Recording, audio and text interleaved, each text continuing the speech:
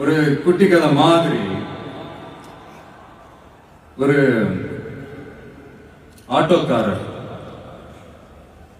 ஒரு கர்ப்பிணி பெண்ணை ஆட்டோல ஏத்திக்கிட்டு ஹாஸ்பிட்டலுக்கு போறாங்க. பெரிய மழை பெஞ்சுக்கிட்டு இருக்கு.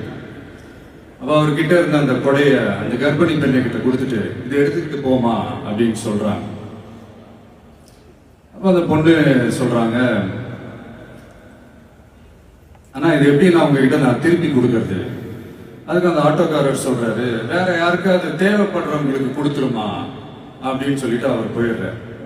அந்த கர்ப்பிணி பெண் அந்த கொடையை எடுத்துக்கிட்டு ஹாஸ்பிட்டல் வாசலுக்குள்ள போகும்போது அந்த வாசல்ல ஒரு பெரியவர் மழைக்கு பயந்துக்கிட்டு அப்படியே கை கட்டிக்கிட்டு நின்றுட்டு இருக்கிறாரு.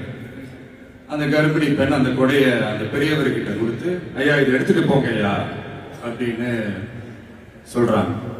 அதுக்கு அந்த பெரியவர் இதே மாதிரி கேட்கிறாரு, அம்மா நீங்க யாருன்னு எனக்கு தெரியாது, எப்படிமா இந்த கொடையை நான் திருப்பி உங்ககிட்ட கொடுக்கறது? அதுக்கு அந்த பொண்ணு சிரிச்சுக்கிட்டே சொல்றாங்க, வேற யாருக்காவது தேவைப்படுறவங்களுக்கு கொடுத்துருங்க ஐயா அப்படின்னு சொல்லிட்டு போயிடுறாங்க. உடனே அந்த பெரியவர் கொடையை எடுத்துக்கிட்டு பஸ் ஸ்டாப்புக்கு வராரு. பஸ் வருது, ஏறி போகும்போது அங்க பாக்குறாங்க ஒரு பூக்கார அம்மா பூவை வச்சுக்கிட்டு ஒரு அட்டையை இப்படி மழைக்காக பிடிச்சிக்கிட்டு உட்கார்ந்துட்டு இருக்கிறாங்க. பெரியவர் போய் அந்த கொடையை அந்த பூக்கார அம்மா கிட்ட கொடுத்துட்டு அவர் பஸ் ஏறி போயிடுறாரு.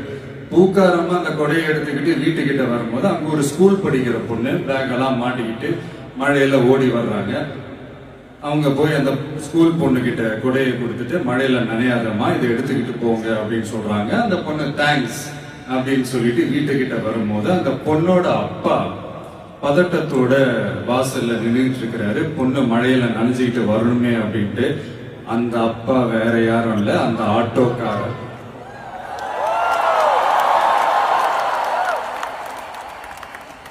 அந்த குடை அவர் கொடுத்த குடை. So the moral of the story is,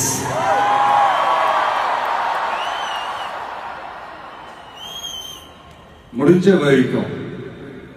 வரைக்கும் எல்லாருக்கும் சின்ன சின்னதா ஒரு நல்லது, சின்ன சின்னதா ஒரு ஹெல்ப் அது செஞ்சு இருந்து பாருங்க. லைஃப் ஒரு மாதிரி ஜாலியா இன்ட்ரெஸ்டிங்கா இருக்கும். ஒரு ஃபேமஸ்